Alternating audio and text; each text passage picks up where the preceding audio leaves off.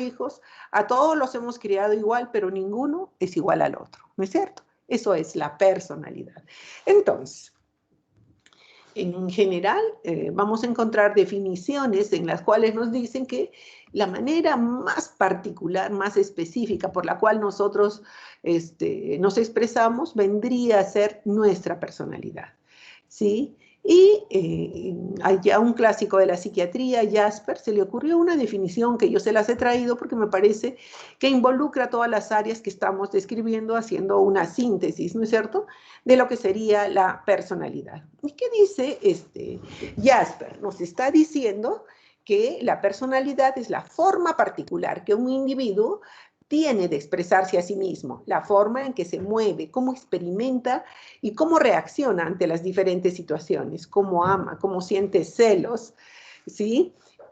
Cómo conduce su vida en general, cómo resuelve, ¿sí?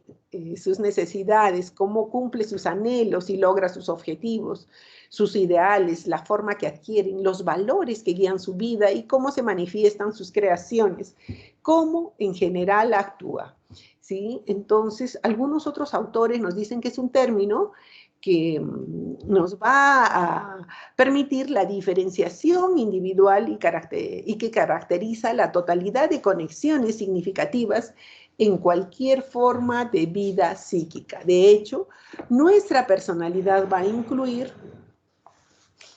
si hablamos de una personalidad sana, un yo sano, maduro, totalmente estructurado e integrando sus dimensiones opuestas, ¿no es cierto?, en forma dialéctica, en interacción permanente en el tiempo. Pero no solamente es ese yo, porque ¿quién vive, quién expresa, quién ama, quién siente celos, quién cumple objetivos, quién tiene valores, ¿no es cierto? Entonces, nuestra personalidad va a estar integrada por nuestro yo y por algo que es lo más biológico que tenemos y que se llama temperamento. Yo más de una vez les he dicho que el temperamento correspondería al sello que Dios nos pone a cada uno de nosotros y que nos hace tan únicos. Ninguno de nosotros, ni mellizos, ni gemelos, somos iguales, ni clonados seguramente. Entonces, el temperamento sería, ¿sí?, esa disposición biológica básica hacia ciertos comportamientos, cómo lo biológico me está llevando hacia ciertas conductas, ¿no es cierto?, hacia ciertas actitudes, ¿sí? Entonces, es la influencia más directa de la naturaleza física, ¿no? Y estaría genéticamente codificada. En cambio, el carácter tiene que ver más bien con aquellas características, formas de expresión que tenemos, ¿sí?, a lo largo de nuestra vida y que las hemos adquirido durante nuestro desarrollo, durante nuestro crecimiento. Está influenciada por los límites que nos han puesto los padres, por el amor que nos han dado, por la educación que hemos recibido. Eso ha ido formando nuestro carácter. Por tanto, los componentes de nuestra personalidad tienen que ver ¿con qué? Con nuestro temperamento, con nuestro carácter, que es socialmente adquirido, ¿no es cierto? En cambio, el temperamento es lo biológicamente adquirido y con esta estructura dinámica, ¿no es cierto?, cuyo uno de los elementos es nuestro yo. ¿Listo? Entonces, dentro de las definiciones vamos a considerar también dos términos que es necesario que los conozcamos. Lo ideográfico, que está describiendo al ser humano único, porque nuestra personalidad está describiendo a un ser humano único. Y lo nomotético, que corresponde a la descripción de cómo compartimos diferentes rasgos o dimensiones de la personalidad, ¿no es cierto? Compartimos muchos rasgos, pero ninguno, ¿sí?, es tan concordante, tan símil con el otro que podamos ser los mismos en cuanto a la expresión de nuestra personalidad. Entonces, lo ideográfico va a describir al ser humano como individuo único y lo nomotético, la variación en el grado en que se comparten ciertos rasgos o dimensiones de la personalidad. Para la generación y la estructuración de la personalidad existen muchas teorías.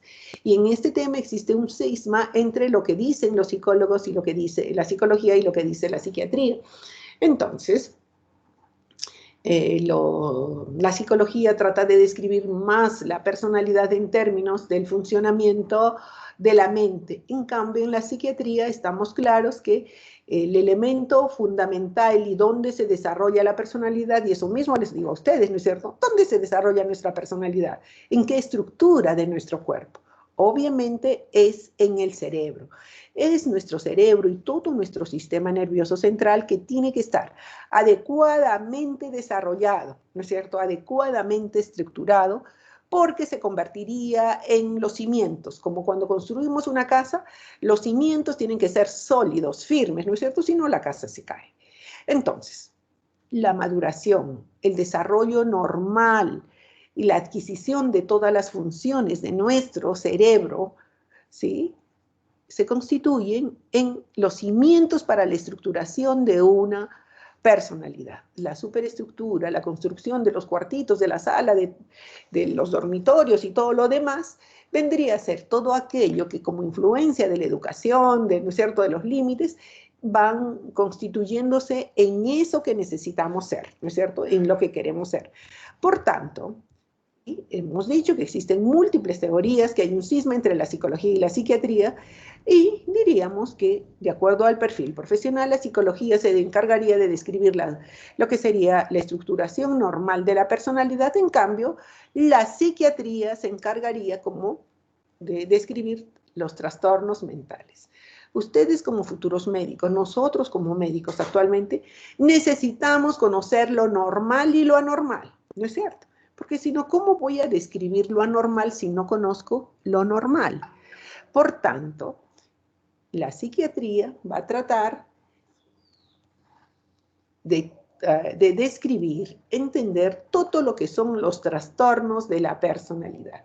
Y aquí queremos diferenciar dos cosas que son importantes y que lo van a encontrar en la mayor parte de los textos, lo que es estado de lo que es rasgo. El estado va a describir situaciones transitorias que ocurren como consecuencia de algo que ocurre, que pasa en el momento. Por ejemplo, hoy día yo venía aquí a mi consultorio para hacer la clase correspondiente y me informé que casi 5.000 personas, 4.000 y no sé cuántas, pero bastante cercano al 5.000, han fallecido por COVID en Estados Unidos. Miren, y cómo a nivel de los países más desarrollados en muchos aspectos humanos, incluido el económico y la posibilidad de enfrentar los problemas de salud, había, ¿no es cierto?, una cuarentena rígida, sólida, cuidando, a pesar de que ellos ya están con las vacunas, ¿no?, implementándose con el sistema de vacunación que trata de cubrir a toda la población. Sin embargo, las medidas de cuarentena y de cuidado son sumamente rígidas. Entonces yo venía viendo eso y generó en mí, sí, una inquietud. No, miren, ¿no?, lo que está pasando y qué va a pasar, qué es lo que está ocurriendo en nuestra realidad, ¿no?, de país subdesarrollado, de país que ha tenido tanto dinero y que sin embargo ha sido tan mal empleado, ¿no? Entonces eso genera un estado de ansiedad, sí, ¿no? Y entonces, pero una vez que pase esto, uno vuelve a estar bien, ¿no es cierto? Es un estado que corresponde a las circunstancias que están pasando y que va a generar determinados síntomas transitorios. En cambio, cuando hablo de rasgo, ¿sí?, estoy diciendo que es parte de mi forma de ser. Entonces yo soy ansiosa por naturaleza, tengo tendencia a la depresión por naturaleza, ¿listo? Y si a eso se combina la realidad o los problemas, seguramente se va a expresar de una forma mucho más intensa. Sin embargo, es necesario diferenciar lo que es estado de lo que es rasgo. Tal vez en el cuadro siguiente ustedes puedan apreciar mejor esto que les estoy diciendo. Nuevamente, la definición de personalidad: matriz inmunitaria que determina nuestra buena salud psicológica. Y aquí vamos a diferenciar lo que es estado de lo que es rasgo, ¿sí? Estado. El estado me va a describir lo que es una enfermedad. Una enfermedad que va a tener diferentes síntomas. Si yo pongo como síntoma, como enfermedad, la depresión, entonces voy a tener el síntoma 1. ánimo triste o irritable. Síntoma 2, anedonia, incapacidad para disfrutar las cosas que antes me satisfacían. Síntoma 3, cansancio, como una falta de energía, ¿no? Incapacidad para cumplir las cosas que antes cumplía normalmente. Síntoma 4, alteración del sueño, del apetito, y puedo seguir mencionando una serie de síntomas que me van a describir un estado, una enfermedad, ¿sí? O del otro lado, yo puedo comenzar a describir un trastorno de personalidad con los diferentes rasgos que expresan o la integración de dimensiones opuestas, ¿sí? Saludable o una mala integración de las polaridades de dimensiones diferentes que van a describir rasgos de mi forma de ser. Entonces puedo describir el rasgo A, B, C, D y confluyendo con la integración y la incorporación de estos rasgos, yo voy a poder describir un trastorno de personalidad. ¿No es cierto? Que son motivo de la clase del día de hoy y que nos van a permitir, a partir del análisis de la funcionalidad yoica en los diferentes trastornos, describir diferentes tipos de trastornos de personalidad. Entonces, cuando yo hablo de una estructura normal de la personalidad, he tenido que lograr, ¿no es cierto?, mi identidad del yo. Un yo sano, estructurado, ¿no? Y con capacidad para expresar límites flexibles, estables y bien definidos. Yo les había puesto a sus compañeros un ejemplo de una paciente que he visto realmente hace 2 o 3 días, ¿no es cierto? Entonces, mire, nosotros para garantizarnos una estructura normal de la personalidad y cuando habíamos visto, ¿no es cierto?, cómo podemos desarrollar conciencia en relación a nosotros mismos, habíamos dicho, y en relación al entorno, cómo somos en relación a cuando conocemos nuestros propios valores, capacidades y cómo a partir de eso apreciamos el entorno, ¿no es cierto?, moldeándolo levemente. Pero sin embargo, conociendo valores y capacidades, puedo proyectarme en el tiempo y utilizar lo que la realidad me ofrece. Por tanto, puedo tener límites flexibles, estables y bien definidos. Cuando les cuento el caso clínico, esta es una chica de más o menos 22 años que estudia en nuestra universidad, buen estudiante. La mamá me contaba que se enojaba y no manejaba su ira, gritaba improperios, decía palabras soeces que nunca se los habían dicho a ella a lo largo de su desarrollo, ¿no? Que era absolutamente violenta, que no podía manejar la ira, la cólera que tenía, insultaba a la hermana, ofendía a los padres, les faltaba el respeto cotidianamente. Y también la mamá me contó que algo que le había marcado mucho era que había mantenido una relación con un muchacho que al parecer era un buen chico un tiempo y que cuando terminó ella sí se sintió totalmente abatida, ¿no es cierto?, por este tipo de problemas. Entonces, cuando ella me cuenta su historia,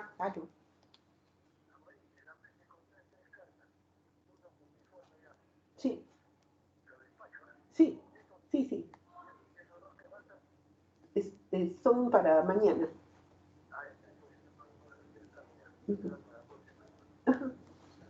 Entonces, ¿qué me decía esta chica? Que sí, que había estado enamorada de este chico, que era un buen muchacho, que sin embargo, ella siempre exigía que las cosas sean como ella quería que sean. Y nos decía, ¿no?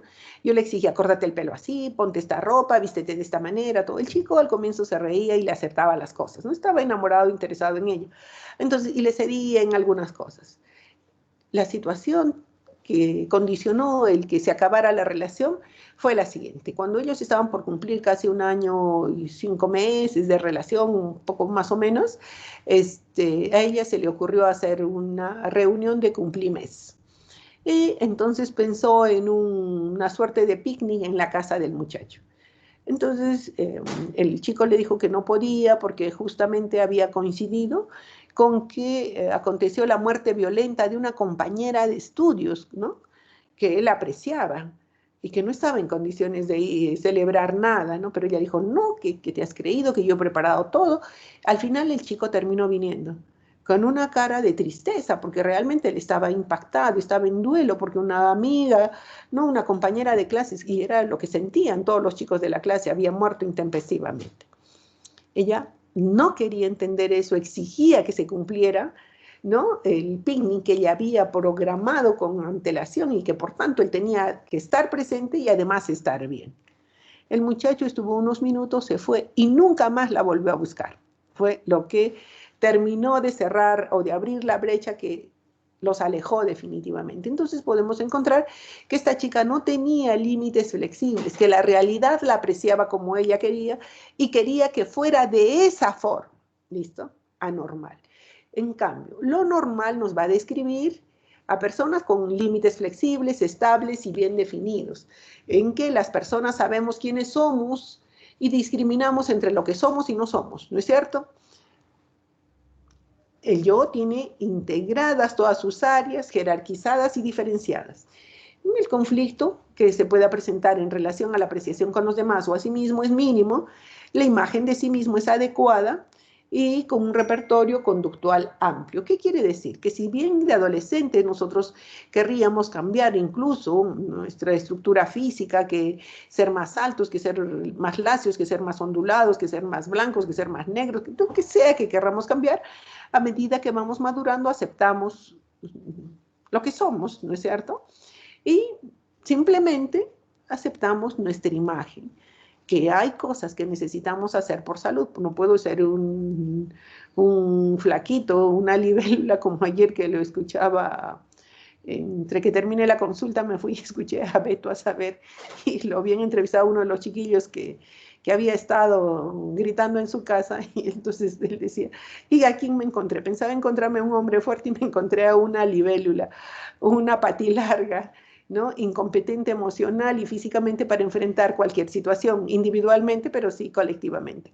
Entonces, el conflicto es mínimo, la imagen de sí mismo es adecuada, con repertorio conductual amplio. ¿Qué quiere decir? Que tengo un abanico de posibilidades para responder frente a las diferentes circunstancias o problemas que yo tenga que enfrentar. ¿Sí? Actualiza las potencialidades y si no descubre que no tiene tantas, desarrollará nuevas habilidades con tal de lograr lo que es su objetivo, ¿no es cierto?, su plan de vida y una vida saludable y armoniosa. Entonces, lo que vamos a hacer es diferenciar los diferentes tipos clínicos de perturbaciones de la personalidad, ¿sí? Y vamos a describirlo desde una perspectiva de análisis dimensional. Recuerden que habíamos hablado del análisis categorial, que es describir las cosas en el aquí y en el ahora. En cambio, el análisis dimensional ocurre la descripción a lo largo de la vida. Entonces, a ver, esto es lo que les hemos dicho. Por tanto, vamos a describir las diferentes alteraciones que se producen cuando hay una alteración del principio de la realidad a nivel de lo que es la apreciación, y allí vamos a hacer el análisis de la funcionalidad yoica en los trastornos de personalidad neuróticos, que incluyen, ustedes ven, histriónico dependiente, pasivo-agresivo, compulsivo, antisocial, narcisista, orgánico, evitador y esquizoide. Y cuando pasemos a describir el análisis de la funcionalidad yoica en los trastornos de personalidad fronterizos, vamos a decir que el principio de la realidad está alterado, está comprometido en un nivel más severo, de tal manera que se va a expresar en un compromiso del sentido de realidad, generando trastornos límites de personalidad como el borderline, el paranoico, el orgánico fronterizo y el esquizotípico. ¿Sí? Y cuando hagamos los diferentes síndromes, especialmente los síndromes psicóticos, vamos a describir que hay una alteración del juicio de la realidad originando los cuadros psicóticos. Eso es lo que vamos a tener. Entonces, vamos a iniciar el desarrollo del análisis de la funcionalidad yoica en los trastornos neuróticos de la personalidad. Pero antes de eso nos vamos a confrontar con qué es lo que pasa, ¿no es cierto? ¿Qué aspectos psicodinámicos podemos apreciar en los trastornos de personalidad neuróticos? Vamos a tener un super yo sumamente fuerte que somete a yo por culpa, por remordimiento y por dificultad en las conductas reparatorias. Es un yo punitivo, es un super yo punitivo. Entonces, en este caso se proyecta la culpa hacia los demás o la dirige hacia sí mismos. Y vamos a encontrar que pacientes depresivos, con trastornos de personalidad depresivo y evitativos van a culparse a sí mismos. En cambio, los paranoides van a culpar a los demás. En este caso, vamos a encontrar que hay mecanismos, se utilizan mecanismos de defensa inmaduros o neuróticos, ¿no? Que podemos ver el largo listado de los diferentes mecanismos de defensa neuróticos o inmaduros. ¿Listo? Y entonces, ¿cómo va a ser el nivel de organización de la personalidad a nivel neurótico? ¿No es cierto? ¿Qué es lo que vamos a encontrar? Un super yo bien integrado, pero punitivo. ¿Qué más vamos a encontrar? Defensas altas, ¿sí? ¿No? Que las podemos describir tal como ustedes pueden ver, como formación reactiva, desplazamiento, intelectualización. Va a haber una identidad estable, ¿no? La persona sabe quién es. Sin embargo, las relaciones interpersonales son ambivalentes, con objetos totales y conflictos triangulares. O es mío, como en el caso de la chica, mío, mío, mío, mío, mío, mío, mío, mío, ¿no es cierto? Y no puede estar ni mirar ni ver a los demás. Con un yo fuerte, con buen control de impulsos, con juicio intacto y capacidad de trabajo sostenido. O sea, pese a tener este tipo de trastornos, la capacidad de elaborar va a estar presente. Patología basada en el conflicto con una función reflexiva intacta. Es así como vamos a describir el nivel de organización de la personalidad a nivel neurótico. Sin más, vamos a comenzar a revisar los diferentes trastornos, ¿no es cierto? A realizar el análisis de la funcionalidad yoica en el trastorno de personalidad dependiente. Ustedes van a ver los videos. Lo que nosotros vamos a hacer es ir describiendo las características de este tipo de trastornos. Y vamos a empezar con el trastorno de personalidad dependiente. Aquí hay una alteración en el área de las interacciones, dimensión, dependencia, independencia. Y el yo queda fijado en la dependencia sin poder incorporar la independencia. ¿Listo? Entonces, el paciente vive fijado en esa dependencia y la actitud básica, si es dependiente, no confía en su criterio, ¿no es cierto?, sino en los demás. Por lo tanto, tiene que captar al otro pasivamente y hasta por piedad, ¿no es cierto?, porque su existencia requiere la presencia de otro que tome las decisiones por él. Por eso la interacción con los demás es de búsqueda constante de aprobación social, de búsqueda constante de afecto, y vamos a describir a los dependientes como poco agresivos, con una autoestima diferida a los demás, que se asustan de la soledad y que por tanto, como necesitan de los demás, son conciliatorios, autosacrificados y evitan cambios. Y psicopatológicamente son dependientes pasivos, no hacen nada, aceptan la vida tal como es y más bien están buscando la aprobación y el afecto de los demás. Vamos a pedirle a Yumi Tatiana Ángeles Cáceres que lea la primera parte y a Becerra Quispeliasha la segunda parte del caso clínico. Por favor, en forma rápida para que podamos avanzar. Comenzamos. Yumi Tatiana Ángeles Cáceres, estás presente, ¿no es cierto? Sí, doctora. Por favor, lee esta primera parte y luego la Aisha va a leer la segunda. Comenzamos. Sharon, una profesora ayudante de 32 años de edad, acudió a terapia por primera vez porque se le aconsejó el director de la escuela, con quien mantiene una estrecha relación y que ha tomado bajo su protección. Aunque ha trabajado como ayudante en la misma escuela durante 9 años, sigue pidiendo consejo a los profesores. En ocasiones, varias veces al día, antes de iniciar cualquier proyecto nuevo con los estudiantes. Sí, Sharon. Sharon es la menor de 2 hermanas. Su infancia fue tradicional y perfecta, y su padre era la figura más fuerte en la que se apoyaba el resto de la familia. Su madre era bastante conservadora y se ocupó muy bien de todos. Desde el día en que nació, todos la trataron como si fuera una preciosa muñequita. Todas sus necesidades fueron satisfechas. En la escuela, su hermana Brandy se convirtió en su guardiana. Siempre que algo iba mal, Sharon acudía a Brandy para que lo arreglara, tanto para que tanto para protegerla de las posibles intimidaciones de otros niños como para ayudarla en las clases. Algunas veces Brandy hacía los deberes de su hermana. Aunque Sharon era una estudiante normal, agradaba a sus profesores porque era dulce y se comportaba bien. Al llegar a la adolescencia, Sharon no aprendió a conducir. En vez de ello, Brandy siempre la llevaba donde quería ir. Sigamos. Su compañera, Laisha, ¿presente? Sí, aquí estoy. Ok.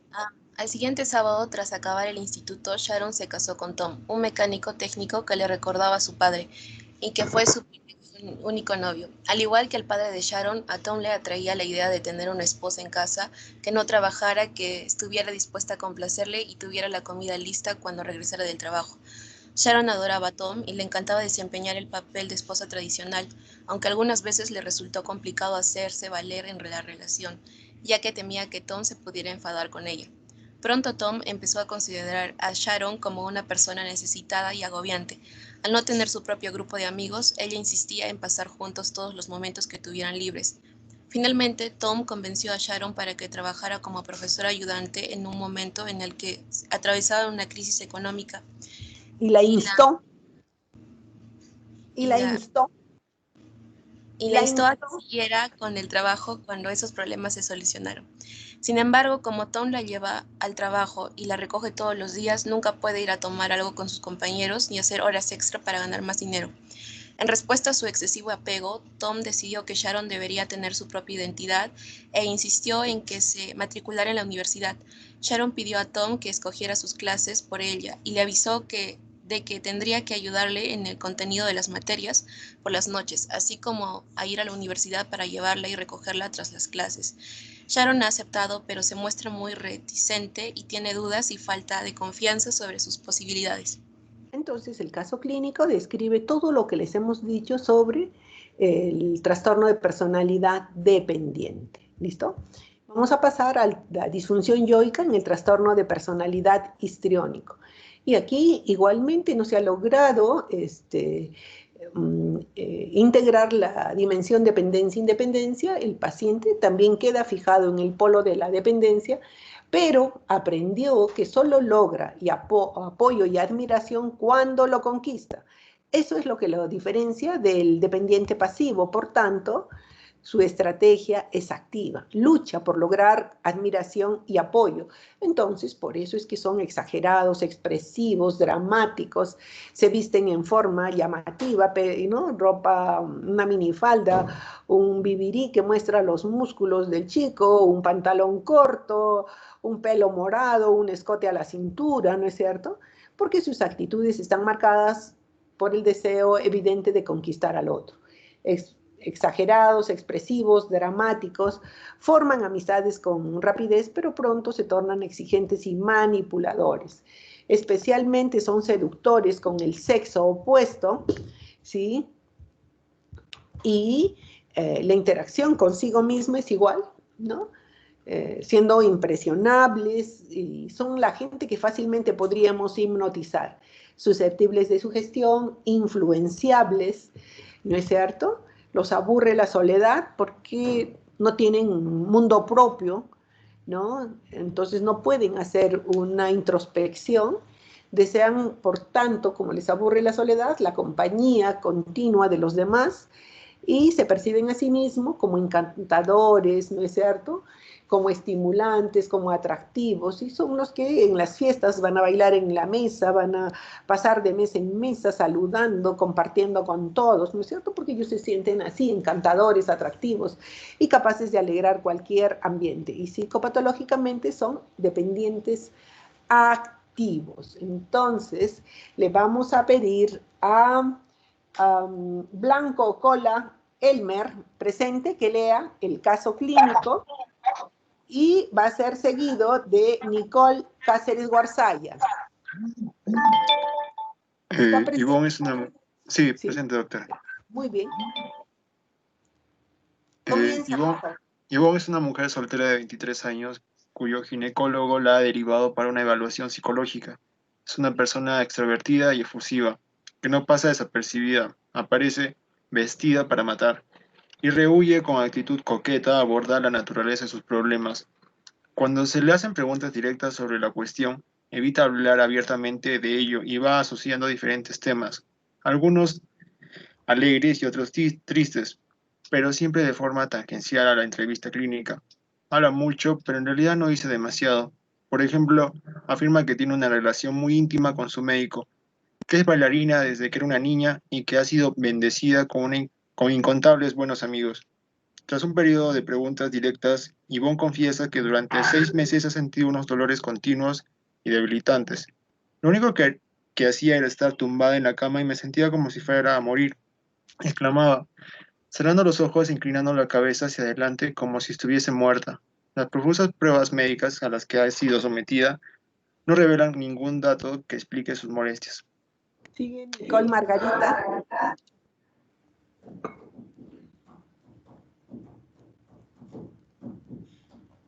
Nicole Cáceres Guarzaya, ¿está presente? ¿No? Sí, doctora. Ya, por favor, Sí, lee. presente, doctora. Te pongo falta.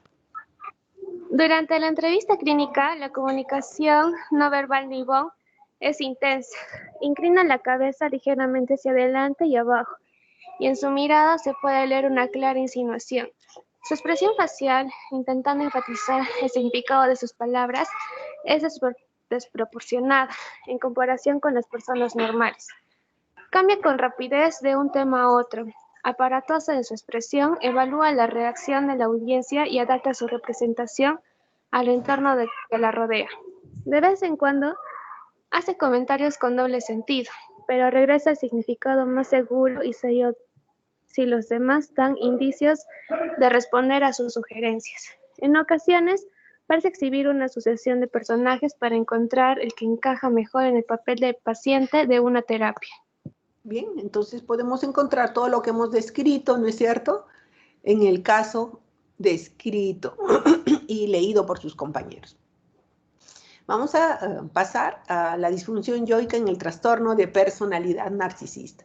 Y en este trastorno también va a haber un conflicto en el área de las interacciones y a diferencia de los otros dos, aquí no logra integrar el polo de la dependencia. Por tanto, queda fijado en el polo de la independencia. ¿Y eso qué significa? Que no necesita a los demás, que se basta a sí mismo, que todos los demás están a su disposición, básicamente porque considera que tiene muchos encantos que atraen a los demás. Se consideran superiores, especiales, y van a transformar sus fracasos en éxito.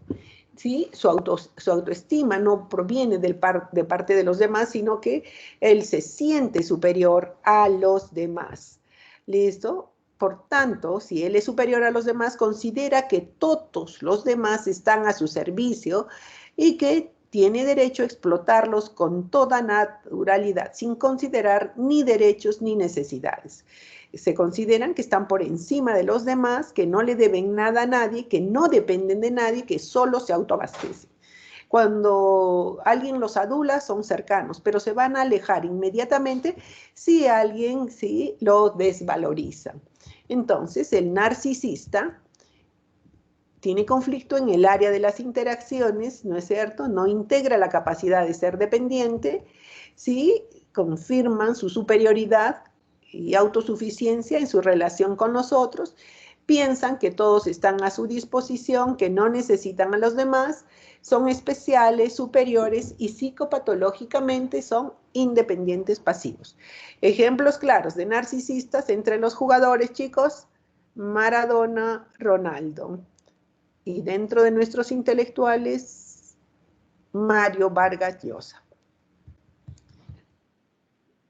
Vamos a leer el trastorno de personalidad narcisista. Huber André Calcín Huanca, ¿presente? Calcín Huanca, le pongo falta. Santiago Camapasa. Santiago Camapasa Escobedo.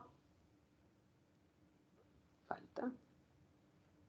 Carolina Castañón. Presente, presente, sí. O sea, tú lees la primera parte y Echevarría Quispe Nicole la segunda. ¿Listo? Comenzamos. Ya. Gerald salió precipitadamente del despacho de su supervisor, furioso porque estaba a punto de ser despedido. Obstinado, se resistía a buscar ayuda psicológica porque afirmaba que el problema era la empresa y no él. El conflicto más inmediato era la tirantez en sus relaciones con sus supervisores y subordinados. Aunque sus creencias eran excelentes, Gerald había ideado nuevos procedimientos contrarios a la cultura de la empresa, y estos cambios no habían despertado demasiadas simpatías entre los afectados.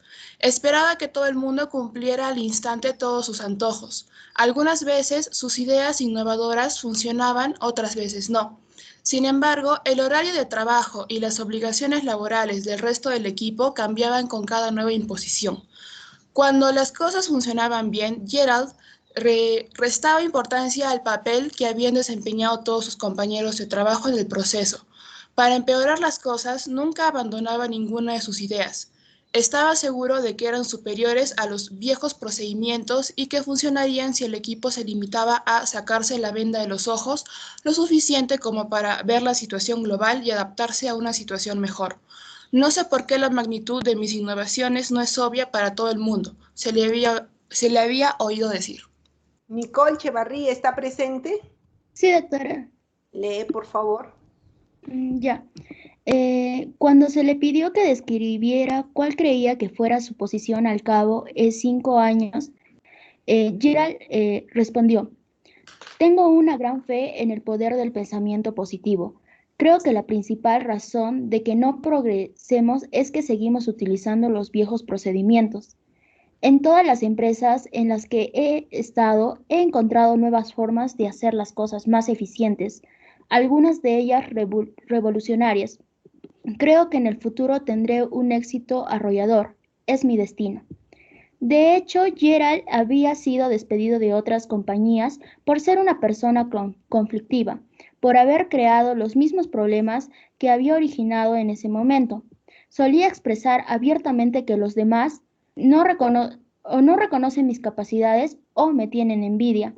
En efecto, atribuye sus problemas con el resto del equipo a la envidia. Quieren que me despidan para evitar que les ponga en evidencia. De hecho, creo que algunos de ellos pueden estar saboteando mi trabajo de forma deliberada. Gerald pensaba que lo mismo ocurría con su jefe.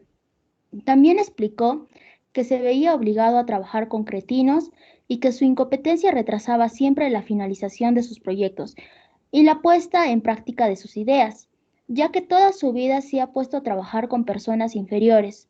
Estaba contento de que le tratara un psiquiatra porque solo un médico especialista podía ser capaz de entender su situación y de comprender sus quejas.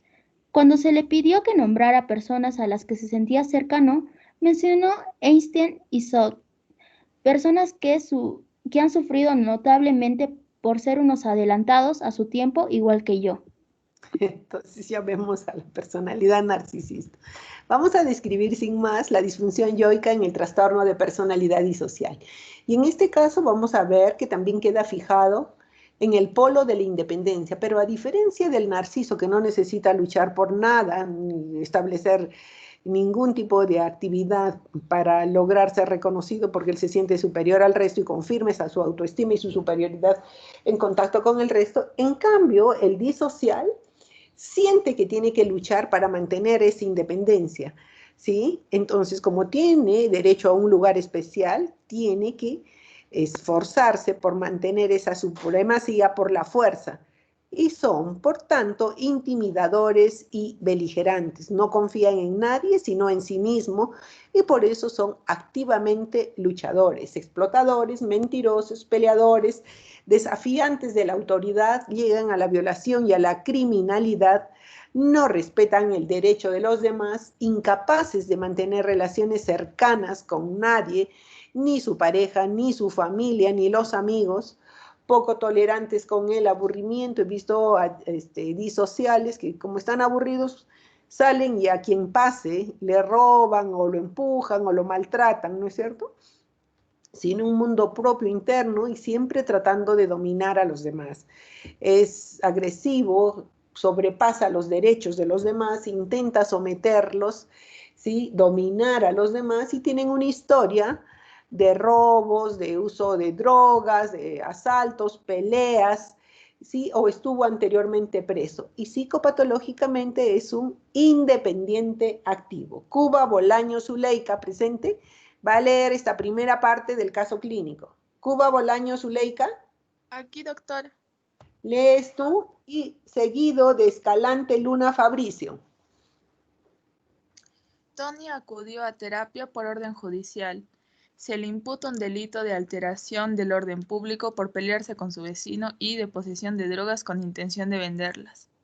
Los vecinos de su edificio afirman que es una persona muy resentida, con la que es imposible llevarse bien, y se sienten intimidados por su actitud provocadora y desafiante. A partir Va de las 11. Sí, sigue, por favor. Va vestido en consonancia con ese papel, con una chaqueta de cuero negra y muchos piercing y tatuajes. Su hostilidad y su tendencia a mentir, incluso en los más pequeños detalles, hacen que la obtención de la historia sea lenta. Cuando se le pregunta por qué comenzó la pelea, contesta: porque no tengo por qué comerme la mirada de nadie. Aunque Tony tiene 23 años, según su historial judicial, su aspecto duro hace que aparente algunos más.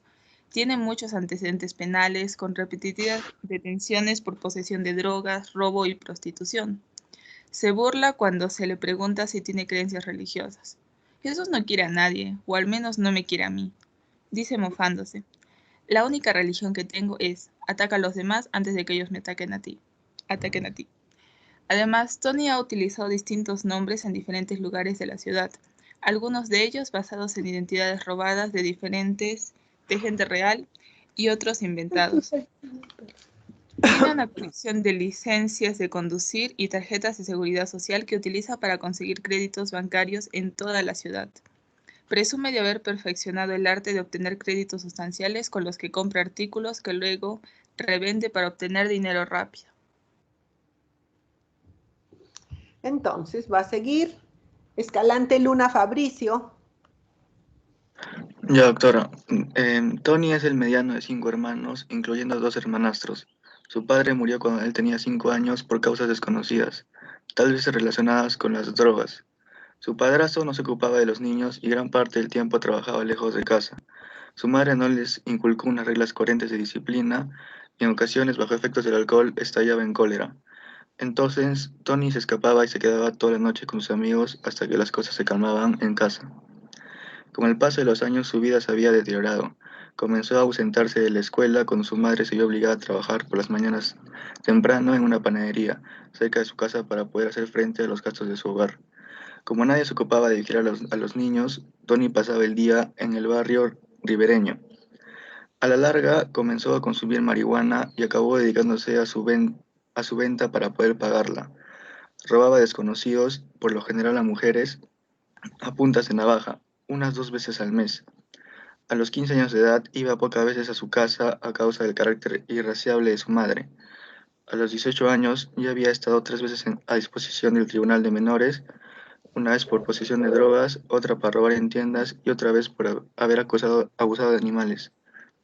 Cuando se le preguntaba si se sentía culpable por ello, decía: nadie se ha sentido culpable jamás por lo que me han hecho a mí. Admite haber consumido heroína, en ocasiones haber compartido agujas de jeringuilla, y dice que no le teme al VIH. Da lo mismo, si tiene que pasar algo, ocurrirá, ya sabes. Muy bien, ejemplo de personalidad disocial. Vamos a pasar a describir la disfunción yoica en el trastorno de personalidad obsesivo-compulsivo. Igual, ¿sí?, que en el trastorno, que en los otros trastornos, aquí hay una alteración en donde, en el área de las interacciones, dependencia-independencia, ¿sí? Pero a diferencia de los otros, aquí vive escindidamente ambos polos. ¿Listo? De tal manera que lo vamos a considerar ambivalente, ¿no? Porque alternadamente vive el polo de la independencia y el de la dependencia. Y la ambivalencia se va a hacer evidente primero no se hace evidente a primera vista porque normalmente el obsesivo compulsivo es formal, detallista, sumiso, ¿no es cierto?, gentil, ¿no? La expresión que va a utilizar siempre es la conservadora, ¿no es cierto?, y va a estar particularmente preocupado por normas, la eficiencia, por los detalles, ¿sí? Son sumisos, van a expresar sus emociones cuando se sienten protegidos y se va a mostrar su dependencia porque se atan a una persona dominante, se atan a una institución o se atan a una meta. Sin embargo, la independencia la van a vivir a través del trabajo, la van a expresar a través del trabajo, donde van a estar pendientes de los rendimientos, de la exigencia por el cumplimiento de las normas, del ascenso y del perfeccionismo en cada una de las cosas que hacen. Viven alternadamente ambos polos, no los pueden integrar y se reprimen de placeres y se autoexigen mucho, no quieren ni siquiera tomar vacaciones. ¿Listo? Es un mal perdedor, ¿sí? Van a querer que las cosas se hagan como él las dice, ¿sí? Y psicopatológicamente es un ambivalente pasivo. Vamos a pedirle a Fernández Choque Arlis que lea la primera parte. ¿Está presente? Sí, doctora, aquí. Muy bien. Y Flores Montoya, la segunda parte. Comienza. Donald acudió a consulta porque tenía inexplicables dolores de estómago y pesadillas. Doctora, Siempre disculpe tenía un que le estómago interrumpa, delicado. pero... ¿Cómo? Doctora, disculpa que le interrumpa, pero yo soy Flores Cayohuanca, vengo antes que Flores Montoya. Oh. Pero no está en orden de lista, ¿no, doctora? Sí, estamos sí, pidiendo sí, al azar, no te preocupes. Ah, sí, ya. Gracias, gracias. Sigue, por favor. Y refirió, soy muy sensible a los factores dietéticos. A continuación empezó a enumerar con todo el lujo de detalle cada uno de estos factores, desde los distintos tipos de especies exóticas, el repollo, ciertas marcas de refrescos, hasta ambientes cargados y llenos de humo. Recientemente, este malestar había empezado a interferir su sueño y le causaba terroríficas e intolerables pesadillas en las que perdía el control por completo. Asimismo, se apresuró a poner en manifiesto que era capaz de soportar el malestar en silencio y llevar a cabo su jornada con normalidad, cada día sin excepción. Llega pronto al trabajo para prepararlo todo, antes de que empiece la jornada laboral de manera oficial. Asimismo, se queda más tarde que los demás para prever los líos con los que podría encontrarse el día siguiente. Aunque mi mujer se queja de que no paso suficiente tiempo con ella, e incluso cuando el malestar es intenso, puedo mantener un rendimiento eficaz en el trabajo. Cuando se habló con su mujer en privado, nos indicó que Donald es una persona que tiende a tomar una decisión y ya no puede cambiar de opinión. Muy bien, siguiente. La otra parte. Sí, doctora. Él mismo admite que es un perfeccionista, una característica que le ha permitido progresar con rapidez y alcanzar un puesto de mando intermedio. Revisa escrupulosamente el trabajo de sus subordinados y no duda en disciplinarles de inmediato cuando cometen un error. La gente no entiende por qué el trabajo es una virtud, declara con un cierto grado de indignación. Por este motivo suele mostrarse reciente a confiar un trabajo a los demás, porque se lo van a hacer mal, dice. Cuando se ve obligado a apartarse del estilo rígido, empieza a experimentar un malestar físico que incluye dolores de estómago y pesadillas. Donald parece estar interesado en ser un buen paciente, se enorgullece en ser capaz de contestar a las preguntas con precisión, aunque sus respuestas suelen ser demasiado largas y ofrecen un grado de detalle innecesario. Sin embargo, pierde el hilo si no se ve ayudado por una estructura formal. Luego vuelve a sentirse bien cuando se le sugiere que hable sobre un día normal. En la inacabable descripción de su respuesta, Donald se explaya en los detalles, la precisión, la predictibilidad, la eficacia. Cree de forma dogmática en las virtudes de un estilo de vida sano. Hacer ejercicio todos los días, comer de forma equilibrada, dormir 8 horas diarias y asistir a la iglesia de manera regular. Cada vez que se sugiere su implicación en la más mínima incorrección, se siente ofendido. Nunca ha fumado ni ha bebido. Siempre ha sido un buen ahorrador y nunca ha tomado unas vacaciones.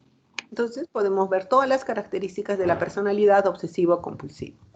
Vamos a pasar a revisar el trastorno de personalidad pasivo-agresivo. Aquí también vamos a encontrar que ambos polos de la dimensión dependencia, independencia se viven en forma alternada, escindida, de tal manera que no logran integrarlas y la forma de actuar va a ser impredecible, tiene un comportamiento errático, ¿no?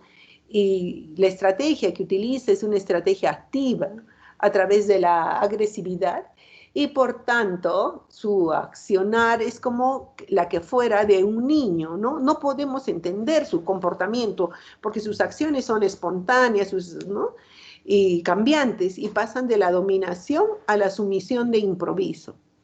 Entonces podemos describir a personas evitadoras, explotadoras, obstinadas, no necesitan a los demás y esto sí, sienten que a veces necesitan a los demás, pero luego los rechazan, quieren reunirse con sus compañeros e inmediatamente abandonan la reunión. Les encanta recibir regalos, recibir reconocimientos, ¿sí? Como si hicieran las cosas bien. Igualmente la interacción consigo mismos es de este tipo, alternante, a veces dependiente, a veces independiente. ¿Por qué? Porque se sienten, como son capaces de evaluar la realidad, se sienten culpables, con sentimientos de minusvalía y autodesprecio y frustración, rabia, resentimiento y hostilidad hacia los demás, ¿no es cierto? Y como les decía, si bien desean estar con otros, no acuden puntualmente o en la reunión están totalmente callados y desinteresados, ¿sí? Buscan la compañía, pero pronto se marginan y se retiran. Y en su trabajo son lentos, no realizan el trabajo bien hecho, ¿no? Más bien se equivocan deliberadamente y es justamente a partir de esta agresividad indirecta en la que ellos expresan su polo de independencia. El ejemplo más fácil de entender, un trabajador de una empresa a la cual le indicamos que haga una determinada actividad y deliberadamente se equivoca para repetirla una y otra vez, expresando su agresividad hacia la persona que se lo indica y hacia las acciones de su vida, ¿sí? Equivocándose en forma deliberada, pero expresando agresividad en forma indirecta. Llega tarde al trabajo, no cumple con lo que se le solicita, son obstinados, exigentes, infelices y psicopatológicamente son ambivalentes activos. Vamos a pedirle a a Herrera García Cielo que lea el caso clínico en esta primera parte y Huanca Acosta la segunda parte. Cielo. Al comienzo de la entrevista clínica quedó patente que Kim, de 23 años de edad, no estaba satisfecha con su vida. Cuando se le preguntó qué es lo que más le gustaría que cambiara, Kim exclamó: «Usted es el médico, ¿cómo quiere que yo lo sepa?». A medida que la entrevista iba transcurriendo, se establecía un patrón básico. Kim se extendía en exceso acerca de todo lo irrelevante para el proceso de tratamiento y muy poco acerca de lo relevante. Sus alegaciones de ignorancia sobre sus problemas acabaron demostrando ser un modo de actuación. En cuanto el médico le ofrecía alguna interpretación a sus problemas, Kim afirmaba que no podía ser el caso o daba información biográfica contradictoria a la que había aportado anteriormente, además de reprochar al médico: «Supongo que usted no puede entenderme mejor de lo que hacen los demás». A veces tenía una expresión claramente malhumorada. Otras ocultaba su actitud de oposición tras una sonrisa. Carmen. ¿Presente, Carmen? Sí, doctora. Sí. ¿Cuál de las dos, doctora? ¿Hay dos? No, Carmen Huanca Acosta, sí, hemos dicho. Sí, doctora, presente. Puesto que Kim sentía una clara ambivalencia. Doctora. Lee. Puesto que Kim sentía una clara ambivalencia respecto a la terapia, fue importante determinar si algo le había obligado a solicitarla. En ese momento sus gestos y comportamientos cambiaron de repente. Reconoció que no era demasiado feliz y suponía que acudía a terapia. Compensar el hecho de tener tan mal genio. Cuando Kim controla algo más, sus emociones ya aflojó un poco su resistencia. Afirmó que para ella era primordial mejorar la relación con su marido. Afirmaba que necesitaba más espacio emocional. Debo estar volviéndole loco, pero yo soy así, decía. Es un maldito controlador. Es tan idiota que ni siquiera lo sabe y yo estoy resentida por ello. No me valora y no me entiende. Tan solo quiere que finja ser amable. Prosiguió con una clara hostilidad. Soy como sería cualquier otra persona si no se sintiera atada al protocolo social y a la falsa cortesía. Y él parecía tan encantador y cariñoso al principio. Entonces, la descripción de Kim encaja perfectamente en lo que es el trastorno de personalidad pasivo-agresivo. ¿Sí? Vamos a pasar a describir el trastorno de personalidad esquizoide. Y aquí vamos a encontrar que hay una incapacidad para integrar la dimensión acercamiento-evitación. Y por supuesto queda fijado en el polo de la evitación. Por tanto, evita las relaciones con los demás y no le interesa empatizar con el resto. Y como consecuencia, hay incapacidad para establecer relaciones sociales. ¿Listo?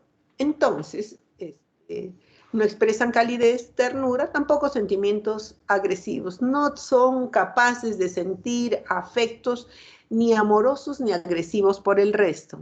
Se les ve como fríos, distantes y lejanos. Sus intereses están más en las cosas que en las personas. Se dedican a sus trabajos o a imaginar, ¿no? Cosas porque viven en su mundo imaginario. ¿Sí? Entonces, estos pacientes tienen incapacidad de sentir y seleccionar sus vivencias y el trastorno esquizoide de la personalidad fija al sujeto en una relación evitadora vivida pasivamente. Por tanto, psicopatológicamente, el esquizoide es un evitador pasivo. Vamos a decir a Pamela Jalisto Puma que lea la primera parte del trastorno de personalidad esquizoide y López Pacheco la segunda parte. Comenzamos, por favor. Ya. Leonard es un hombre de constitución alta y delgada que acude al programa de asistencia de empleados de la universidad, a petición del supervisor. Cuando se le pregunta por qué le han enviado allí, contesta, quizá porque él piensa que puede hacerlo mejor. No da ninguna otra explicación, no puede señalar por qué su supervisor puede estar poco satisfecho con él, y tampoco parece demasiado preocupado al respecto. Ha trabajado en la biblioteca durante menos de un año. Al principio desempeñaba la función de bibliotecario, pero era incapaz de relacionarse con las personas, por lo que pasó a trabajar en las estanterías, tarea que prefiere. La característica que más destaca en él es su ausencia de emociones. No existe ningún signo de ira contenida ni de temor o disgusto. Tampoco siente ansiedad o curiosidad por lo que pudiera ocurrirle. En realidad, Leonard parece bastante aislado del mundo que le rodea y responde de manera lenta pero automática, como si estuviera siguiendo un mero trámite. Su contacto visual es mínimo. ¿Seguimos? María Fernanda López. Sí. Para obtener información de Leonard es necesario dedicar mucho tiempo. En ocasiones parece entender erróneamente las preguntas. Tarda mucho tiempo en procesar las frases cargadas de matices emocionales. Aún en el caso de entenderlas, sus respuestas son breves y casi carentes de contenido emocional. Las pocas expresiones faciales que utiliza no coinciden con el contenido de sus palabras. Leonard no tiene malas intenciones, más bien no está conectado con el entrevistador ni con el mundo. No alude a amigos, compañeros de trabajo, ni relaciones significativas, ni en el pasado ni en el presente. Prefiere pasar su tiempo libre a solas, mirando la televisión o trabajando en sus maquetas de aviones, que son todo lo que necesito. Sin embargo, es incapaz de nombrar los programas o series televisivas que le gustan. No entiende la idea de favorito. Mayea Vilca Edgar, termina, por favor, el caso clínico. Mayea Vilca, ¿está presente? Mallea Vilca, falta. Mamani Chata Eloy, por favor. Sí, doctora. Por favor, concluye el caso clínico. Cuando se le pregunta si mantienen alguna relación estrecha con algún familiar, se siente desconcertado por la idea de proximidad, pero comenta que su hermana mayor le ha sugerido que si trabaja en la universidad pueda tener al seguro social. Cuando se le sigue preguntando, dice que aunque su familia vive por la zona, son ellos los que tratan de mantener contacto con él, mientras que él puede cambiar de residencia sin decir nada a nadie durante meses. El comportamiento de Leonard no puede decirse que sea insubordinado, porque no sabe qué quiere decir insubordinado. Cuando se le explica que si no se observan mejorías en su trabajo, acabará siendo despedido, parece entenderlo, pero no se siente preocupado frente a esta posibilidad. Bien, entonces podemos describir a la personalidad esquizoide con estas características. Vamos a pasar a revisar el trastorno de personalidad evitador. Aquí también hay una alteración en el área de las relaciones. Hay capacidad y deseo de relacionarse con los demás, pero evita hacerlo activamente porque este tipo de relación le genera angustia ante su pobre autoestima y al temor de ser rechazado. Por eso elude todo tipo de contacto. Aquí podemos describir a una persona hipersensitiva a los estímulos sociales, siempre en una actitud expectante y ansiosa y con mucho temor al rechazo de los demás. Al ocurrir esto, inmediatamente se retira. ¿Listo? Y el retiro no lo hace sentir, no es indiferente, sino que lo hace sentirse solo y le incomoda. Y es visto por los demás como tímido y aprensivo. Entonces, la diferencia con el esquizoide es que el esquizoide es frío y distante. En cambio, este va a ser más bien ansioso, ¿no es cierto? Porque le molesta la indiferencia. Entonces, la relación consigo mismo también sigue el modelo de evitación, son acomplejados, de pobre autoestima, se sienten incompetentes, incapaces, y esta disfunción va a fijar al sujeto en una relación evitadora de manejo activo, por tanto, psicopatológicamente es un evitador activo. ¿Listo? Vamos a pasar al paciente con un trastorno de personalidad orgánico. En este caso, más bien queda pegado en el polo de la adhesividad. Entonces, hay una incapacidad para discontinuar una relación. El orgánico se siente atraído, pero como imantado por otra persona, y no le importa si la relación es incluso agresiva o dañina. Para él le resulta gratificante esta relación, bien sea amorosa, tierna o agresiva o dañina, con mucha dificultad para discontinuarla. Sin embargo, el acercamiento le resulta agotador al otro, ¿no es cierto? Que ya no quiere saber nada de él porque está exigiendo siempre un contacto físico permanente y contacto emocional. Y consigo mismo la tendencia es igual. Le es difícil desconectarse y pasar a otra relación, pero si esto ocurre, repite el mismo proceso. ¿Listo? De tal manera que, como por ser adhesivo, tiende a un acercamiento excesivo con los demás, lucha por tener esto, ¿sí? Entonces, a veces lo hace pasivamente, otros activamente. Por tanto, psicopatológicamente es un adhesivo activo o pasivo. ¿Listo? Vamos a pasar a describir los trastornos de personalidad fronterizos.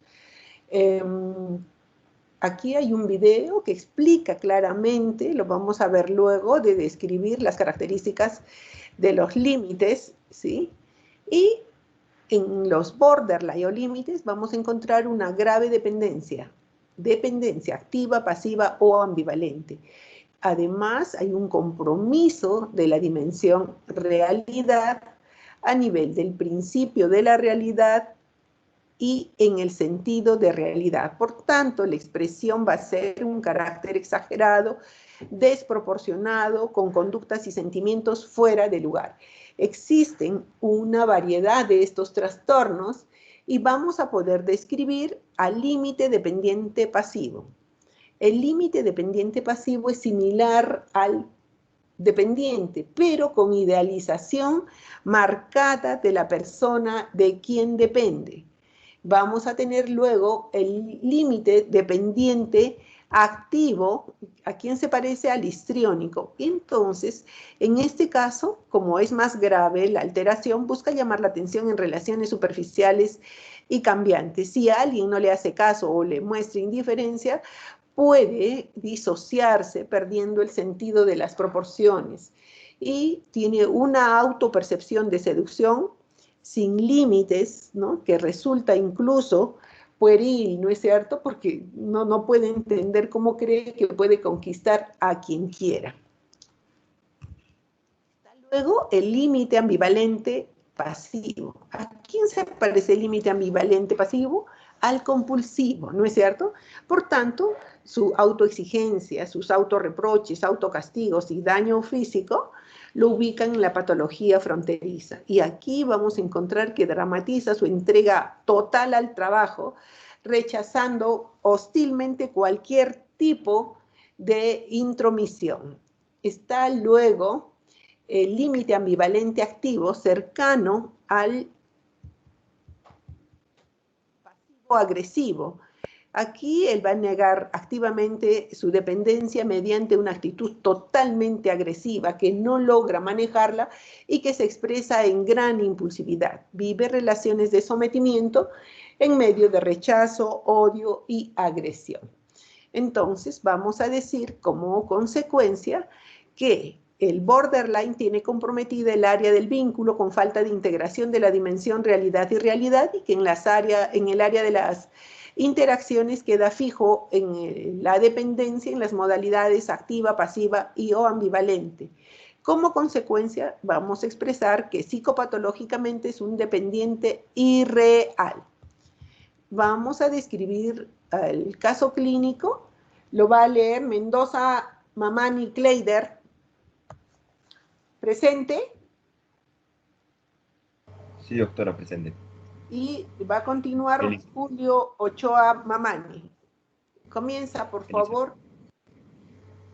Elizabeth, de 21 años de edad, acudió a lo que es al centro de asesoramiento de la universidad en busca de ayuda profesional para los problemas que tenía en casa. Su madre, Georgia, presentaba una larga historia de problemas psicológicos y en aquel momento estaba pasando por un periodo complicado. Georgia piensa que nadie ha llegado a apreciarla nunca, ni siquiera su propia madre, su marido, sus hijos, ni sus jefes. Era la hija mediana de una familia de condición humilde. Siempre se establecían comparaciones desfavorables respecto a ella con su hermana mayor, una estudiante excelente que en la actualidad es una prestigiosa abogada. Por el contrario, Georgia siempre fue una estudiante media, aunque sus profesores estaban convencidos de que podía rendir más. En realidad, Georgia fue la oveja negra de la familia, ya que nunca consiguió cumplir con las expectativas que su madre tenía sobre ella.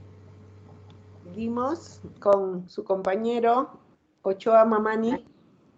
Ya, doctora. Su madre siempre le repetía: debía de haberte abandonado cuando me di cuenta de la niña tan despreciable que eras.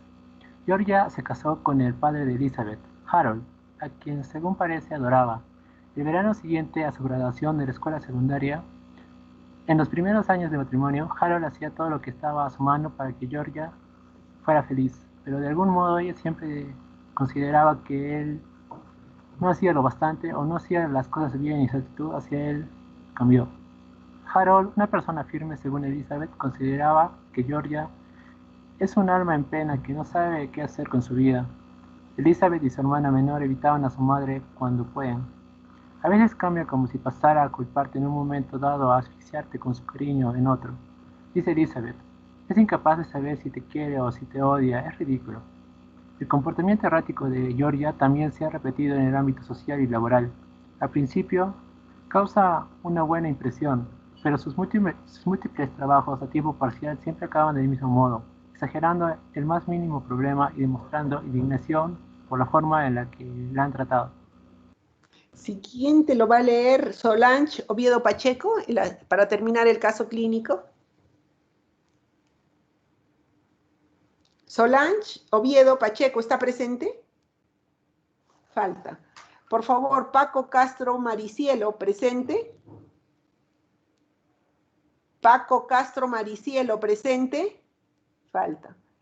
Pandia Kawari Brian. Sí, presente, doctora. Termina de leer el caso clínico, por favor.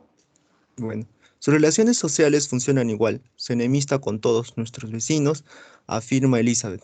Se enfadó con algunos de ellos, a otros los agobió con su constante necesidad de afecto y con otros les pasaron ambas cosas. Una y otra vez hace amigos, luego mantiene fuertes discusiones con ellos, les llama y les maldice.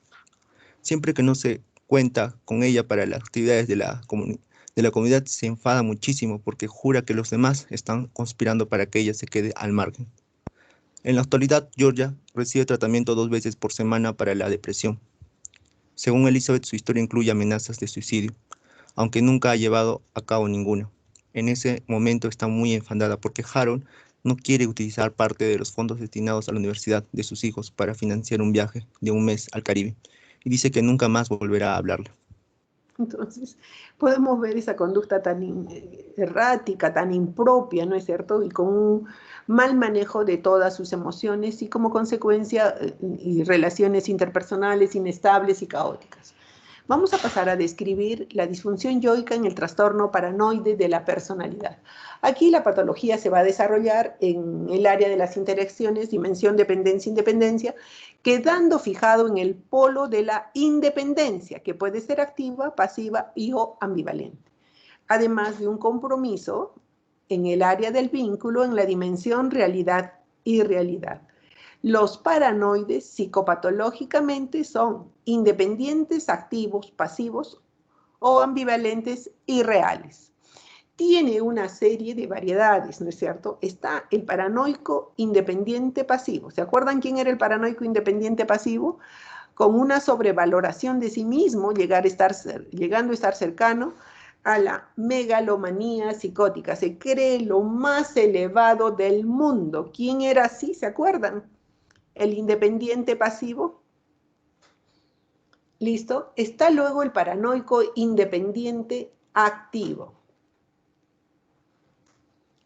¿Se acuerdan quién era? El independiente activo, el disocial, ¿no es cierto? Y en el otro caso, ¿quién era?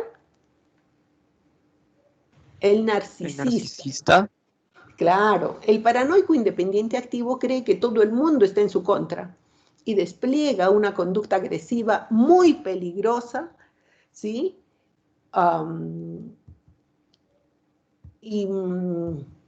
Muy peligrosa e impredecible, ¿no es cierto? El independiente activo. Está luego otra variedad, el paranoico ambivalente pasivo. ¿A quién se parece el ambivalente pasivo? ¿Se acuerdan? Al compulsivo. Por eso es que vive en torno a exigencias de tipo moralista, religioso, legal. Establecen relaciones con corrientes religiosas y podemos ver, ¿no?, a un grupo de musulmanes, no todos los musulmanes, ¿no?, que creen firmemente en que sus creencias son las únicas valederas, o a los terroristas que hemos tenido y que seguimos teniendo en nuestro país. Está luego el paranoico ambivalente activo. ¿Se acuerdan quién es el ambivalente activo? El pasivo agresivo. Y si ya, ¿no es cierto?, en torno a lo que sería una alteración de la apreciación de la realidad, ya tenía una personalidad alterada con gran agresividad, veamos cuán grave va a ser si lo que está alterado es el principio de la realidad a nivel del sentido de la realidad. Entonces van a tener una personalidad gravemente alterada, con mucha agresividad, oposicionista a todo, irascibles, insatisfechos en grado extremo. ¿Listo?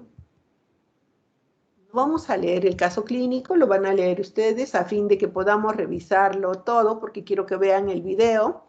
Y vamos a describir el trastorno de personalidad esquizotípico. En el esquizotípico vamos a encontrar una grave evitación de las relaciones interpersonales, que incluyen una desconexión consigo mismo. Y vamos a recordar que una de sus características es, ¿se acuerdan cuando hemos revisado el yo falto de propositividad vital y el yo desganado? Pues corresponden a la descripción que puede tener el trastorno de personalidad esquizotípico.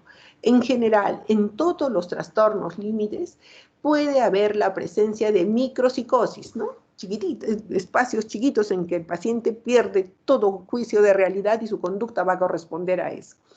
El esquizotípico va a llevar una vida cercana al autismo esquizofrénico, no les interesan las relaciones con los demás, prefieren estar solos, ¿no es cierto? No les llama la atención cultivar ningún tipo de relación social y tampoco tienen conciencia de sus límites. Y tienen una grave falta de integración en la dimensión realidad y realidad y quedó fijado en el área de las relaciones en la evitación. Por tanto, psicopatológicamente es un evitador irreal. Igualmente, el caso clínico lo vamos a leer después, ¿sí? Para describir a la personalidad esquizotípica y vamos a pasar a la disfunción yoica en el trastorno de personalidad fronteriza. Aquí también vamos a encontrar, ¿no es cierto?, una alteración en el área de las relaciones quedando fijado en el polo ¿de qué? De la adhesividad. Entonces la perseveración afectiva es extrema, de tal manera que incluso el paciente se crepusculariza, lo vive así plenamente, buscando acercarse tanto a una persona que pierde el control por completo. ¿Listo? No aplazan su satisfacción, van a actuar muy impulsivamente y reflexivamente y tienen un manejo caótico de la realidad. Esto los lleva a relaciones totalmente conflictivas, ¿no es cierto?, con el resto de la gente y también consigo mismo. Existe un severo compromiso del vínculo, dimensión realidad y realidad, y en el área de las relaciones se quedó fijado en el polo de la adhesividad. Psicopatológicamente es un adhesivo irreal. Entonces, chicos, ¿qué diríamos? Antes de que pasemos a la explicación de yo quería que más bien puedan ver el video para que vean cómo es una personalidad límite, ¿sí? Una personalidad límite y cuáles son las características. El resumen de la clase del día de hoy nos diría que cuando hay una alteración del principio de la realidad a nivel de lo que es la apreciación de la realidad, vamos a tener como consecuencia los trastornos de personalidad neurótico.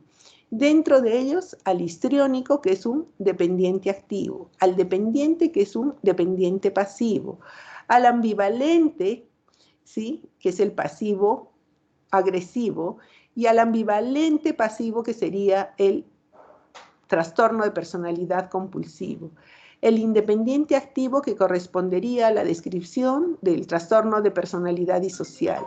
El narcisista pasivo, que correspondería el independiente pasivo, que correspondería a la descripción del narcisista, ¿sí?, a la descripción del narcisista. Y en el área de las relaciones, cuando hablamos del adhesivo y el evitador, describiríamos al orgánico, al evitador y al esquizoide.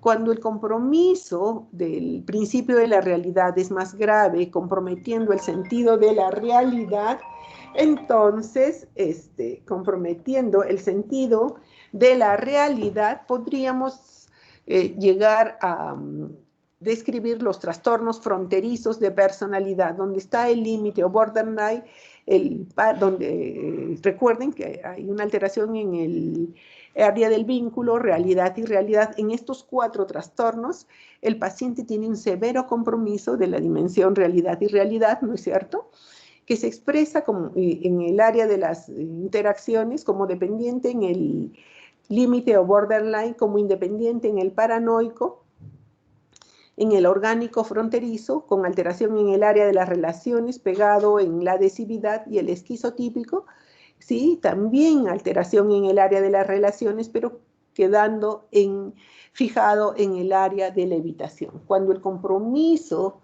del principio de la realidad es tan grave que compromete el juicio de la realidad, tenemos en tanto todo lo que son los cuadros psicóticos. Y yo quería terminar, chicos, poniéndoles el video de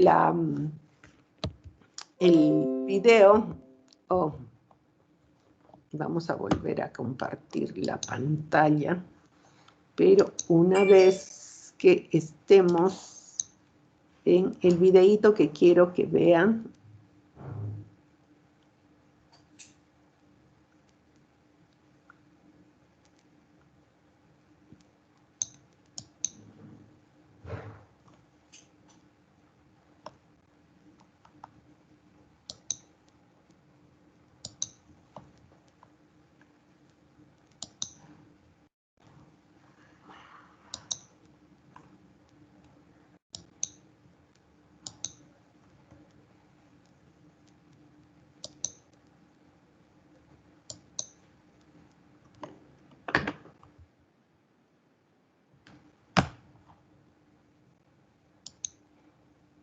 Hola, mi nombre es Fernando, y hoy les presentaré a una mujer que porta uno de los trastornos de personalidad más peligrosos y nocivos que existen. El trastorno de personalidad limítrofe, que se caracteriza por patrones de relación y conducta totalmente inestables, erráticos. Ella, probablemente, ha sufrido abandono, traición y agresión en su vida por parte de las personas que más ha querido. Ha aprendido que no puede confiar en los demás ni ser vulnerable ante ellos porque pueden maltratarla. Por tanto, desconfía mucho de sus propios sentimientos de apego, y vive siempre atemorizada. Como necesita tener el control para sentirse segura, habitualmente, huye de la intimidad. Intenta manipular y subyugar a su pareja, a fin de descifrar si ésta representa una amenaza para ella. Y si realmente la quiere. Cuando su pareja cumple con sus expectativas, todo camina maravillosamente. Es alegre y apasionada. Pero, cuando no, se transforma en una fiera. Como ha sido agredida, e incluso duramente castigada o estigmatizada por expresar su enojo en el pasado, gran parte de ese enojo permanece reprimido hasta que algo le arroja un brote de ira impulsiva. De hecho, siempre es una persona muy impulsiva.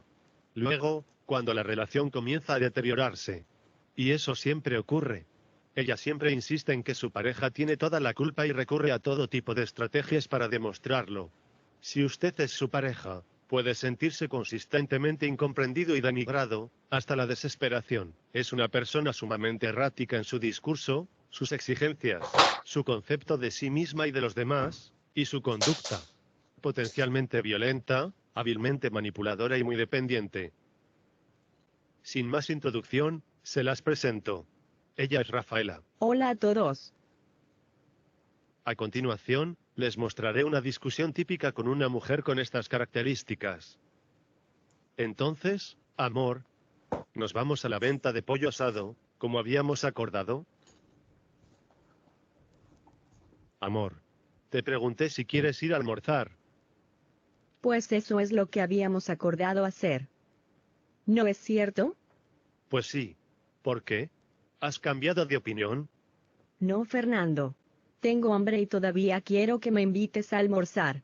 Pero me irrita que no hayas podido vestirte adecuadamente para una cita conmigo. Adecuadamente. No entiendo a qué te refieres, Rafaela. Llevo puestos unos pantalones cortos de dominguear y una camisa polo. Ajá, exacto. ¿Y zapatillas? Sí, zapatillas deportivas. Amor, ¿cuál es el problema? Vamos a ir a la venta de pollo. No a un restaurante fino. Hoy es domingo y quise vestir cómodo. ¿El problema? El problema es que ya te he dicho que me gusta que vistas elegantemente para salir conmigo. Y no así. Como seguramente vestías para salir con el resto de indias con quienes habrás salido. Oh.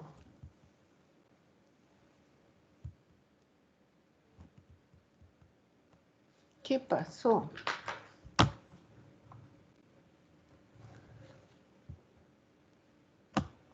Vamos a correrlo un poquito.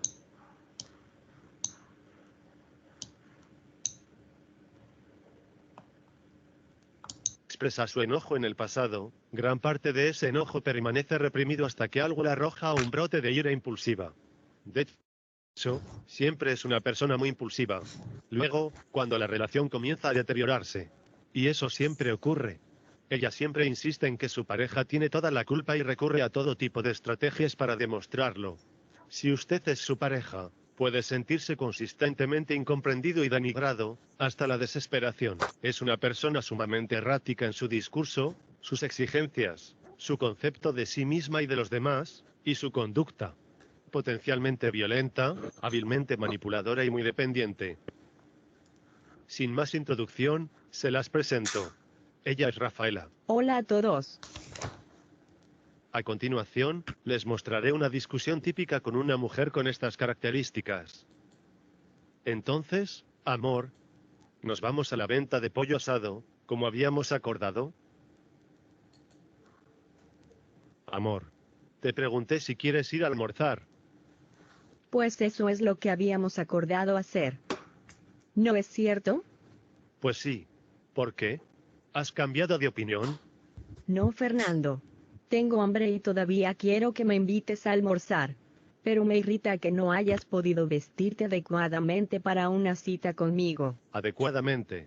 No entiendo a qué te refieres, Rafaela. Llevo puestos unos pantalones cortos de dominguear y una camisa polo. Ajá, exacto. ¿Y zapatillas? Sí, zapatillas deportivas. Amor, ¿cuál es el problema? Vamos a ir a la venta de pollo. No a un restaurante fino. Hoy es domingo y quise vestir cómodo. ¿El problema? El problema es que ya te he dicho que me gusta que vistas elegantemente para salir conmigo. Y no así, como seguramente vestías para salir con el resto de indias, con quienes habrás salido antes de mí. Pero me ignoras, y estoy segura de que lo haces solo por mortificarme. Elegantemente. Pero la Santísima. Todo el mundo viste así para ir a la venta de pollo. A ver, Rafaela. Quedemos claros en que en principio, yo visto como yo quiero. Pero si tú me hubieras dicho cómo querías que vistiera para esta ocasión, yo no hubiera tenido inconveniente en complacerte. Pero tú no me dijiste absolutamente nada. Es que no hay que decir nada. Todo el mundo sabe cuál es la ropa adecuada para salir en una cita y ciertamente no es esa que tú llevas puesta. Nadie viste así para una cita. Rafaela, por Dios. Intentas tomarme el pelo. No van en saco y corbata a comer a la venta de pollo. Van igual que yo. Además, yo no ando siempre en pantalón y camisa formales y tú lo sabes. No entiendo por qué precisamente, hoy, se te ocurre interpretar mi forma de vestir como una muestra simbólica de cuánto te amo, o te respeto. Cualquier persona conocida puede vernos allí. Por Dios. Hasta mi exnovio, que era un simple mecánico, sabía vestir mejor que tú, que te dices profesional. ¿Qué me digo profesional, Rafaela? Pues quizás, tu novio mecánico tenía mucho más que tratar de demostrarle al resto del planeta que yo. Quizás, él era mucho más fácil de manejar a tu antojo, porque tenía la autoestima por el suelo. Mira, Rafaela, yo no quiero discutir contigo. ¿Te parece? Lamento este malentendido. ¿Qué tal si? No hay ningún malentendido. El único bruto que no entiende nada eres tú. Como te decía antes de que me interrumpieras. Lamento que no hayamos hablado antes de esto, y te propongo que... No estaríamos hablando de esto si tú tuvieras la cabeza puesta en su lugar. La única razón por la que estamos hablando de esto es porque eres un simio que no sabe vestir. Mira, Rafaela. Esta conversación tan absurda ya está empezando a enfadarme. Te he dicho que no quiero discutir contigo. Si quieres salir, salimos. Puedo llevarte a comer a otro lado si quieres, a donde nadie nos conozca. Para que no te sientas avergonzada por la apariencia de tu novio. Si no quieres salir, entonces podemos hacer cualquier otra cosa. Lo que no estoy dispuesto a hacer es continuar con esta puta conversación. ¿Entiendes? Pues ¿sabes qué? Si no vas a ser capaz de hablarme con respeto y decencia, prefiero que te marches para tu casa. Bueno, pues ahí lo tienen. Como han visto, puede ser una persona extremadamente irrespetuosa, pero también muy agresiva y violenta. Hace falta una persona muy en control de sus emociones, para no responder de igual forma, y para no entrar en una dinámica disfuncional de relación. Una de las cosas más difíciles de convivir con una persona así, es que no siempre se comporta igual de nociva. A veces es amorosa, y las reconciliaciones después de las salvajes discusiones pueden ser, bueno, igual de intensas. Sin embargo, tarde o temprano, los pleitos terminan escalando al punto en que pierde toda esperanza de ver la relación florecer. Y ella, igual, nunca admitirá que tiene responsabilidad alguna por los problemas en la relación. Tú eres el bruto en esta relación. Además, tú eres el hombre y eres mayor que yo. A ti te corresponde hacer el primer esfuerzo por cambiar. Con eso, debería ser más que suficiente para que las cosas caminen bien. Está bien, cielo. Gracias por ayudarme a ilustrar mi punto. Como ven, ella nunca tendrá culpa ni responsabilidad de nada. Y no crean que es puro discurso. Ella, realmente, está convencida de ello. Su capacidad de negación y de autoengaño es una de las cosas más asombrosas que ustedes puedan atestiguar. Se los garantizo. Puede ser una verdadera prueba para la cordura de cualquier hombre. Una prueba que tú fallas miserablemente. Justo el otro día, que me gritaste como un desquiciado por nada. No, Rafaela. Por nada no. Yo te grité, porque me armaste un enorme pleito por una llamada que era de mi ex para mi hija. Una llamada que ni tú ni yo atendimos. Te grité porque me hiciste una escena innecesaria de celos y ni siquiera pudiste reconocer que lo fue. Rafaela, yo he sido tierno contigo, y paciente porque sé que necesitas afecto. Sé que deseas que las cosas entre nosotros funcionen. Pero tu vida está gobernada por inseguridades y temores. Y cada día que pasa, me convenzo más de que no hay nada que tú puedas hacer al respecto. Ni que yo pueda hacer por ti. Lo más triste y lamentable, es que toda su aberrante conducta no se debe a que no sienta amor, sino a que teme ser herida. Toda su conducta tiene por objetivo darle la sensación de tener el control de las cosas. Incluso, los flirteos con otras personas pueden ser un recurso para producir celos, para herir y para controlar. Aunque ella continuamente insulta y critica a su pareja, a la hora de la verdad hace enormes esfuerzos por evitar una ruptura. Puede ir desde las declaraciones desesperadas de amor, hasta las amenazas. Como por ejemplo, si me dejas, soy capaz de suicidarme. O, nunca volverás a ver a nuestros hijos. Depende mucho del caso. Y si sus berrinches y amenazas no funcionan, puede realmente hacerse daño o hacérselo a usted. Entonces, puede ser muy difícil dejar a una persona así. A cada quien le corresponderá decidir si está preparado para permanecer en una relación donde las posibilidades de que su pareja cambie son realmente mínimas. Mi sugerencia es esta. ¿De qué sentimientos y conductas produce esta mujer en usted cuando están juntos? Y, si usted realmente no gusta de la persona en quien se transforma cuando está con ella, mejor anímese a dejarla de una vez. Por duro que sea dar este paso, puede llegar a ser la mejor inversión que usted haga en toda su vida, a favor de su propia salud mental. ¿Ja? Ninguna otra mujer como yo se va a fijar en un tipo como tú. Me encantaría ver qué harías sin mí. ¿Eso dices ahora, Rafaela? Pero la verdad demostrada es que, al cabo de unos meses, yo seguiría adelante con mi vida sin mayor dificultad. Pero a futuro, tú tendrías aún peores dificultades para volver a confiar en otro hombre, y para construir una relación sana con alguien. Esa es la mayor tragedia de este trastorno. Que no puedes evitar salir lastimada porque eres tú quien lo provoca. Como nota final, todos merecemos ser felices. Y sabemos que hay personas allá afuera que pueden ser una influencia positiva y una hermosa compañía para nosotros. Yo quiero ejemplificárselos con la misma situación de antes. Rafaela, ahora tú te vas a llamar Rosa. ¿Vale? Vale. Muy bien, empecemos.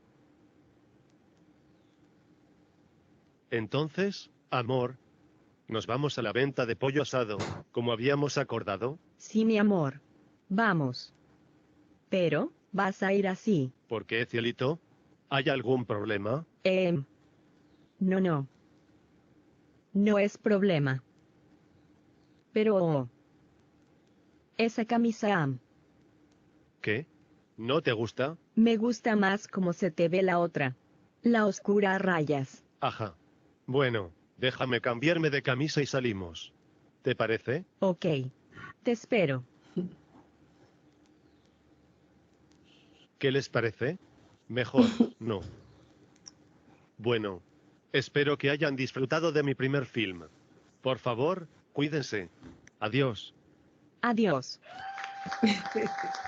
Muy bien, chicos. Aquí hemos terminado la clase del día de hoy. Sé que es una clase larga.